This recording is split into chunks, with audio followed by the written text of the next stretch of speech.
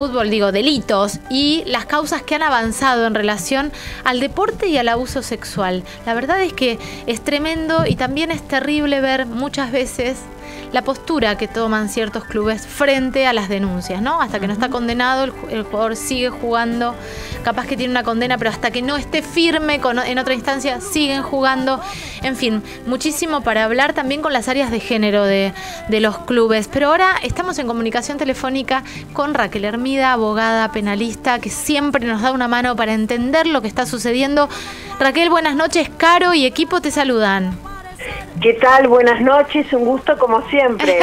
Sí, el gusto es nuestro, Raquel. Lástima que es con estos temas que son tan complejos, pero a veces estas noticias hacen que volvamos a creer un poco en la justicia, en los procesos penales, decir, bueno, no queda en la nada, por más que del otro lado haya un tipo famoso, un tipo que tiene peso, un tipo que tiene espalda. ¿Cómo es esta situación específica de los jugadores de Vélez, Raquel?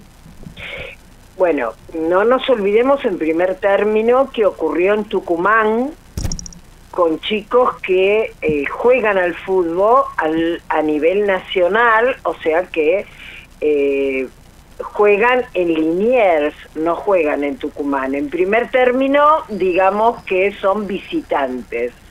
En segundo término, no son las primeras líneas, si bien están en el equipo y son de primera, no son los principales, ¿no?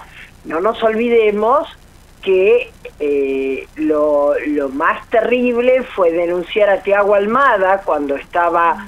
Thiago Almada sí que era de Vélez y estaba por viajar al Mundial. Claro. Eso fue espantoso.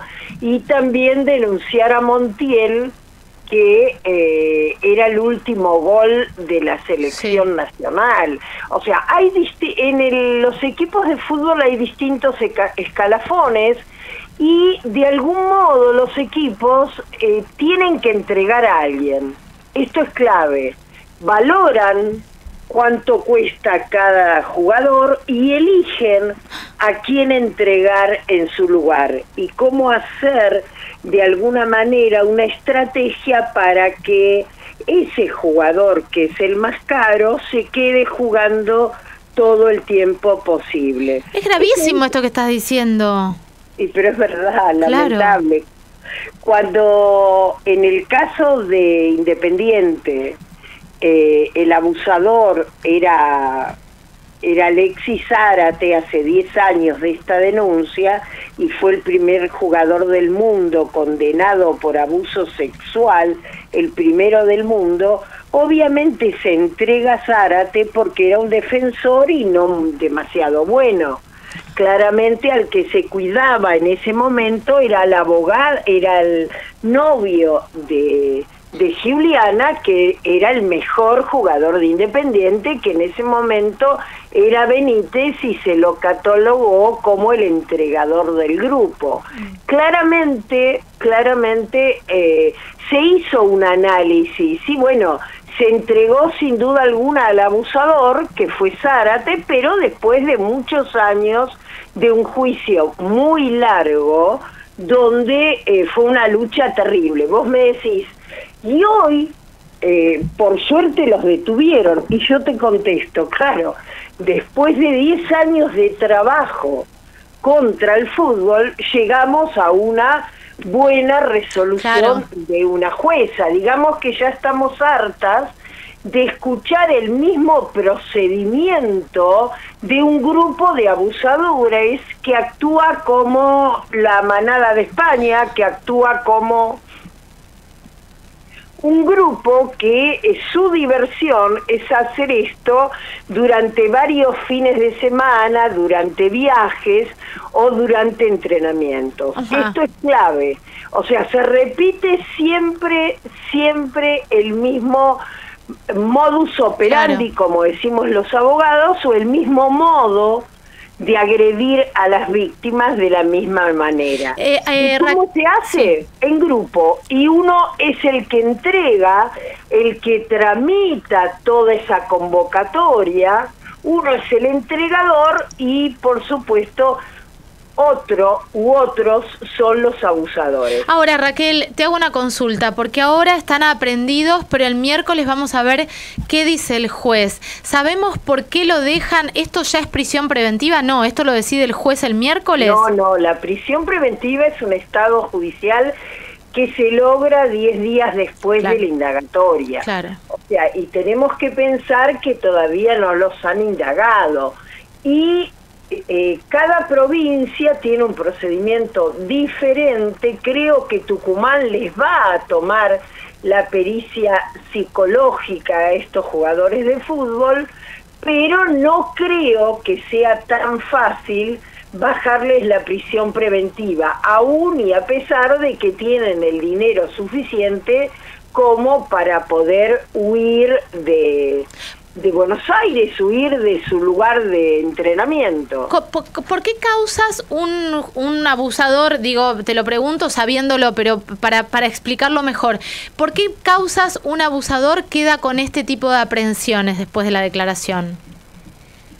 Bueno, en realidad cuando hay material documental y donde hay antecedentes de otros detenidos, o sea, convengamos que a estos jugadores de fútbol no los hubieran detenido si no hubiera existido Zárate, Montiel, Brizuela, Islas y unos cuantos que ya tuvieron causas judiciales, como Montiel, causas judiciales. Digamos que hoy en día, gracias a los antecedentes, se los detiene. Ahora, ¿por qué podría haber una prisión preventiva? La prisión preventiva en nuestro país tiene dos causales. En primer término, poder obstruir el proceso, digamos, tener conexiones o tener demasiados buenos abogados, o tener de pronto el riesgo de fuga. El riesgo de fuga es cuando una persona tiene los medios y los contactos necesarios para huir del país, que es este el caso, por supuesto, ¿no? Que es este el caso, pero no creo todavía, falta un tiempo y puede ser que prorroguen para pedir la prisión preventiva. Si hubiera una prisión preventiva, no sería una novedad en el mundo, donde ya la hay, a varios jugadores de fútbol. Gracias al caso Zárate, en el fútbol se ha tomado muy en serio el abuso, y en el mundo tenemos en Italia, tenemos en España jugadores de fútbol detenidos ya en prisión preventiva, pero podría ser la primer prisión preventiva en nuestro país. Recordemos que la víctima de Montiel está atravesando todas las pericias psicológicas, pero Montiel sigue jugando como si nada, siendo autor de un abuso sexual doblemente agravado por el acceso carnal y agravado por haber sido un abuso grupal de más de 2 o 3 personas. Esto es clave, sí, como este caso. Claro. Raquel, vos que tenés todo este recorrido en relación a delitos contra la integridad sexual, en abusos sexuales y con deportistas, recién nombraste a muchos deportistas que han llegado a tener alguna condena. En este caso puntual y viendo los tiempos que se han manejado en relación a los tiempos que se han manejado, como vos lo decías en otros casos, ¿estamos acercándonos a menos revictimización de las mujeres o no? Sí, estamos acercándonos ya hace rato a menos revictimización. Yo muchas veces critico a mis colegas que no saben tratar a las víctimas cuando son abogados del jugador de fútbol o del agresor, y también critico a ciertos colegas que en el proceso son muy lentos y por lo tanto al desconocer el abuso sexual no actúan con todas las herramientas que hace falta. Es importante determinar, por ejemplo, el caso de Thiago Almada, que se hizo en San Isidro, que Thiago Almada logró, y la defensa de Thiago Almada y la defensa del Bene Acuña y la defensa de esos jugadores de fútbol que hicieron un abuso sexual grupal, enloquecieron literalmente, y hoy en día está internada, la fiscal de género de San Isidro. Y después, entre comillas, con otro fiscal que gracias a Dios hoy no está en el cargo, lograron arreglar cómo ocultar la causa para que Thiago Almada fuera al Mundial. De tal manera, otro de Vélez, de tal manera que tuvimos que enviar cartas a la FIFA y logramos que jugara el primer partido y luego se quedara en el banco gracias a una cierta intimidación que hicimos con respecto a contarlo mundialmente el estado del proceso. Porque esas cosas se ocultan. Fíjate vos que en el caso de Montiel se archivó la causa cuando entraba a jugar el Mundial. Claro. O sea, hay muchos magistrados argentinos, sobre todo del lado del Ministerio de Público Fiscal, que también les gusta el fútbol y que también ocultan este tipo de procesos para que, bueno, se pueda meter un gol. Ahora, realmente. Yo te escucho, Raquel, y también veo las reacciones de algunos hombres todavía en relación a que este tema les hincha las pelotas. Y cuando hablamos de que este tema les hincha las pelotas, realmente no están siendo conscientes de que puede ser una hermana, una hija, la novia, la madre, que capaz que la madre que nunca le contó también fue abusada por algún tipo cuando tenía 15 o 16 años. ¿A qué se debe esta falta tan grande de humanidad y de respeto? Porque no tienen la menor idea de lo que es que una nena o que una mujer sea violada o abusada sexualmente. ¿Por qué hay tanto rechazo y tanta resistencia a relajar un poco ese cerebrito y decir, che, estamos hablando de que están ultrajando gente, que es tortura? Porque está catalogado como tortura a nivel mundial. El abuso es poder, nada más ni nada menos. Muchos hermanos, no, por suerte no los míos, pero muchos hermanos se preguntan, ¿qué hiciste para que él anduviera detrás tuyo? ¿Qué hiciste para llamarle la atención? ¿Por qué fuiste al hotel si el tipo era casado? ¿Por qué te reuniste y saludaste a un jugador de fútbol paraguayo? Ese tipo de preguntas que va a ser impertinentemente la defensa de estos jugadores de fútbol lo han hecho históricamente. Y en las familias también existe como, bueno, las mujeres es como algo que debemos pasar, como si fuera una historia que tenemos que transcurrir. Y es terrible, pero la realidad es esta, la naturalización de ese ejercicio del poder sobre el cuerpo ajeno. Y digo el cuerpo ajeno porque no solamente las víctimas somos mujeres, sino fundamentalmente el delito más habitual es el abuso sexual infantil. Y luego, estratégicamente y casualmente, es el abuso sexual a las disidencias.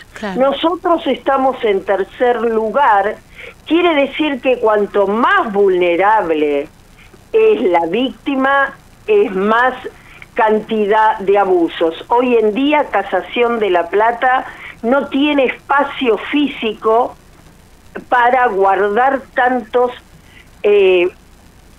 expedientes en trámite de abuso sexual infantil.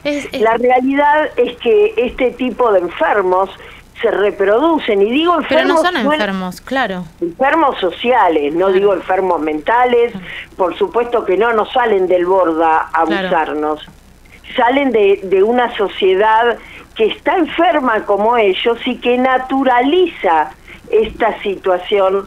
El otro día en un juicio, un señor naturalizando el tema del abuso, se puso a llorar y dijo, porque yo pensé que el alcohol te convertía en un abusador. ¿Cómo explicarle a la gente que el alcohol y las drogas no tienen relación alguna con el abuso? Claro, claro. Que podés estar en una fiesta donde hay un montón de drogas y un montón de alcohol, entrar y salir como si nada, vos y todas las mujeres, las disidencias y los niños que estuvieron cerca. El abuso es algo diferente. Sí, totalmente.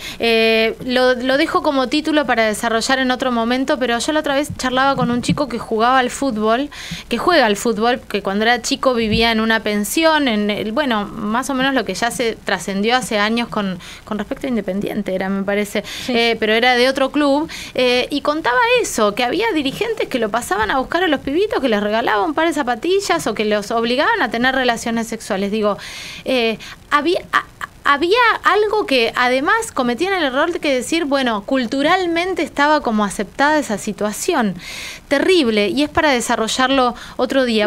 Y fundamentalmente yo creo, con el conocimiento que tengo del abuso, que el problema está en las inferiores, que el problema está en esos chicos que no tienen a veces qué comer y que cambian un acto sexual que es un abuso porque no es voluntario, claro, lo cambian por un par de zapatillas. Es una situación muy triste. Tristísima. Porque el abuso se repite y seguimos generando grandes sociedades de abusadores. Totalmente. Vamos a seguir hablando de este tema. Te mando un abrazo enorme y muchas gracias, Raquel. No, gracias a ustedes, como siempre, un placer escucharlas. Gracias. Raquel Hermida, abogada, penalista, pasaba por aquí por Campanas en la Noche. Nos vamos al informativo.